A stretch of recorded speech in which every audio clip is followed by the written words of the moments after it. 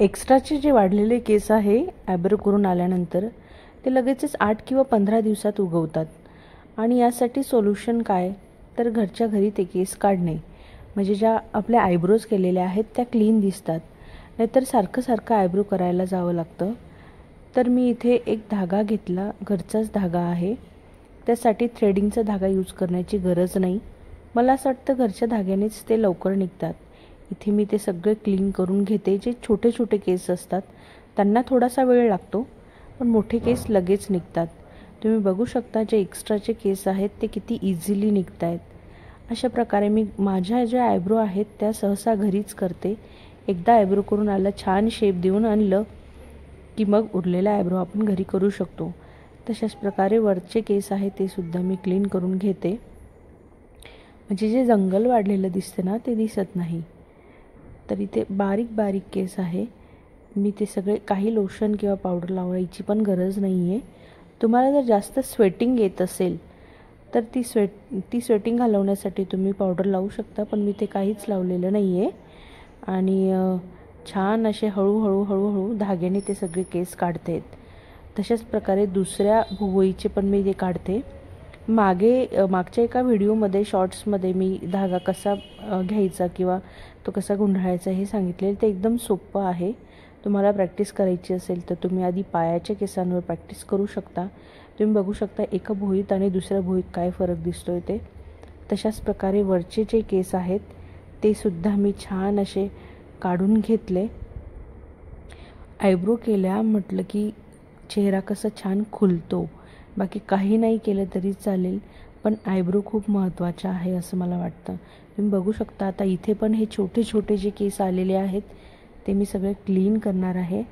आणि एकदम इझी, म्हणजे स्वतःच्या हाताने आपण जेव्हा करतो तेव्हा पेन होत नाही. आणि जेव्हा पार्लरमध्ये करतो मला तर खूप जास्त पेन होतं आणि मला खूप टेन्शन येतं आयब्रो करायचं म्हटल्यावर. तर मी जास्त आयब्रोची ग्रोथ होऊच देत नाही. असे एक्स्ट्राचे केस काढले की मला बरेच दिवस पार्लरला जाण्याची गरजच वाटत नाही. तुम्ही बघू शकता किती इझिली निघत आहेत. अशा प्रकारे मी छान हे केस सगळे काढून घेतले. आणि जे वरचे केस, मला डोळ्यात अक्षरशः पाणी येतं आहे, कारण थोडं का होत नाही, पेन तर होतंच, पण तेवढंही होत नाही जेवढं पार्लरमध्ये होतं. तर घरच्या घरी आयब्रो करण्यासाठी हा एकदम सोपी ट्रिक आहे. म्हणजे तुम्हाला एकदा करून आले तर मग नंतर परत परत जाण्याची किंवा जे एक्स्ट्रा जे खुंट्या आलेल्या असतात त्या खुंट्या तुम्ही घरीच एकदम इझिली काढू शकता. तुम्ही बघू शकता किती इझिली निघत आहेत. यानंतर तुम्ही याला ॲलोवेरा जेल किंवा बर्फाने तुम्ही छान मसाज करू शकता, म्हणजे थंडावा वाटेल. आधीच्या आयब्रोमध्ये आणि आत्ताच्या आयब्रोमध्ये तुम्हाला बराचसा फरक दिसून येत असेल. तुम्ही बघू शकता किती छान अशा क्लीन झालेल्या आहेत माझ्या आयब्रो. आणि इथे जे आहे टिकलीचे जे हेअर आहेत ते पण एकदम इझिली निघतात. तशाच प्रकारे वरती पण जे छोटे छोटे केस आलेले आहे ते मी क्लीन करते दोन्ही भुवयांचे. आणि एकदम रेडी टू गो आयब्रो आपले झालेल्या आहेत. बघू शकता फोरहेड तर एकदम इझी आहे. फोरहेड करायला काहीच कष्ट लागत नाही, फक्त धागा व्यवस्थित तुम्हाला गुंडाळता आला म्हणजे झालं. तुम्ही बघू शकता आधीच्या आणि आत्ताच्या आयब्रोमध्ये बराचसा फरक तुम्हाला जाणवत असेल. अशा प्रकारे मी घरच्या घरीच आयब्रो करते.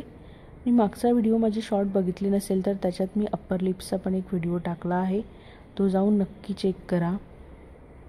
आणि नवीन DIY जे आहेत त्याच्यासाठी माझ्या चॅनलला फॉलो करा. मी इथे नवीन होममेड जे फेस पॅक आहेत ते कसे बनवायचे किंवा त्याचे सगळे इफेक्ट्स वगैरे इथे मी शेअर करणार आहे. सो चॅनलला जाऊन नक्की भेट द्या माझ्या. नवीन असाल तर सबस्क्राईब करा. तुम्ही बघू शकता जिथे आपण टिकली लावतो तिथले पण हेअर एकदम इझिली निघत आहेत.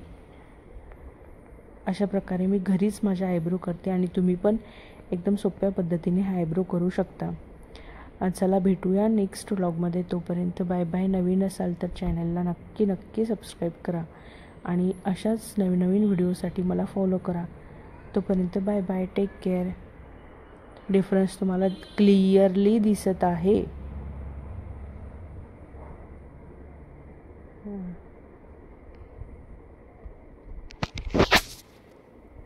बाय.